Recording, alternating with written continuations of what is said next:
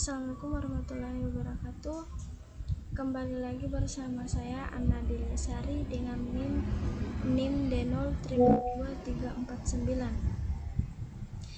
Baik, di sini saya akan menjawab soal dari tugas etika profesi, yaitu studi kasus.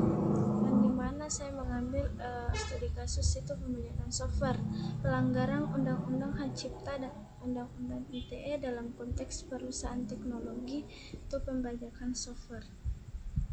Langsung saja ke studi kasusnya, yaitu PT Techsoft adalah sebuah perusahaan teknologi yang berkembang pesat di Indonesia, mengkhususkan diri dalam pengembangan perangkat lunak untuk bisnis kecil dan menengah. Perusahaan ini memiliki sejarah yang baik dalam menciptakan solusi perangkat lunak inovatif. PT Techsoft juga terlibat dalam praktik pembajakan software yang melanggar hak cipta dan melanggar Undang-Undang ITE. Mereka menginstal salinan ilegal perangkat lunak komersial dari komputer-komputer kantor mereka tanpa membayar lisensi yang sesuai kepada pemegang hak cipta. Selain itu, perusahaan menggunakan perangkat lunak bajakan ini untuk mendukung operasional sehari-hari mereka, termasuk pengembangan dan pemasaran produk. Yang kedua yaitu analisis hukum.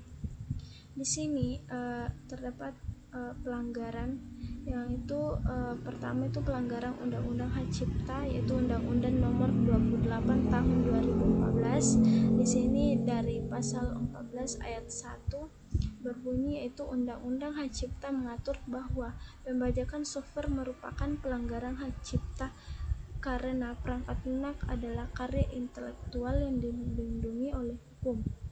Yang kedua itu pasal 113 ayat 1 yang berbunyi, Undang-Undang Hak Cipta memberikan sanksi hukum bagi pelanggar hak cipta, termasuk denda administratif dan penutupan sementara atau permanen dari perusahaan yang dilakukan pembajakan software. Kemudian untuk pelanggaran Undang-Undang ITE, Undang-Undang Nomor 19 Tahun 2016, di sini itu menggunakan perangkat lunak bajakan oleh PT Techsoft juga melanggar Undang-Undang ITE karena menggunakan perangkat lunak ilegal dapat dianggap sebagai tindakan yang merugikan pengembangan perangkat lunak tersebut.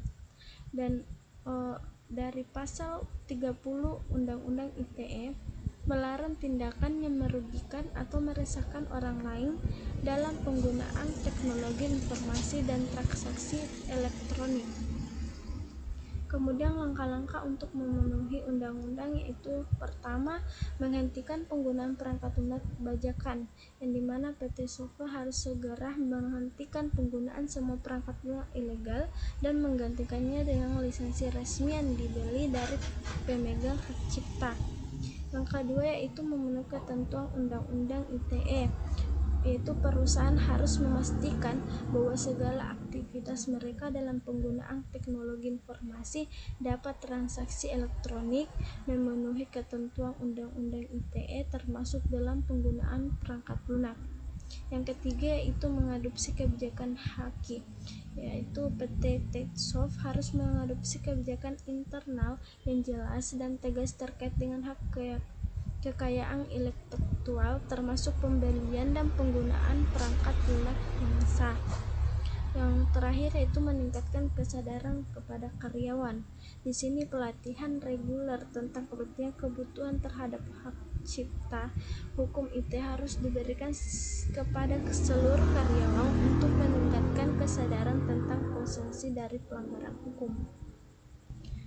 Untuk refleksi pribadi dari saya itu, kasus seperti ini itu menunjukkan bahwa kesadaran akan pentingnya suatu kepatuhan terhadap hukum hak kekayaan intelektual dan Undang-Undang ITE dalam lingkungan teknologi itu sangatlah penting, di mana bila saya sebagai seorang konsultan hukum, saya akan menyadari bahwa perusahaan teknologi seringkali beroperasi dalam lingkungan yang cepat perubahan dalam kompetitif. Ya, namun hal ini tidak boleh menjadi alasan untuk melanggar hukum. Kemudian dalam pemahaman yang mendalam tentang hukum, hak kekayaan intelektual dan hukum ITE itu akan memungkinkan saya untuk memberikan nasihat kepada pelanggan atau kepada klien. Nasihatnya itu efektif dan klien saya akan memberitahu tentang langkah-langkah yang harus diambil untuk mematuhi peraturan yang berlaku. Kasus ini juga memahami tanggung jawab mereka dalam menunjukkan pentingnya promosi kesadaran hukum di dalam perusahaan agar setiap individu memahami tentang pentingnya tanggung jawab mereka dalam memenuhi hukum yang berlaku. Dengan demikian, kasus ini akan meningkatkan bagi saya pentingnya etika dan kepatuhan hukum dalam praktik profesional saya di masa depan.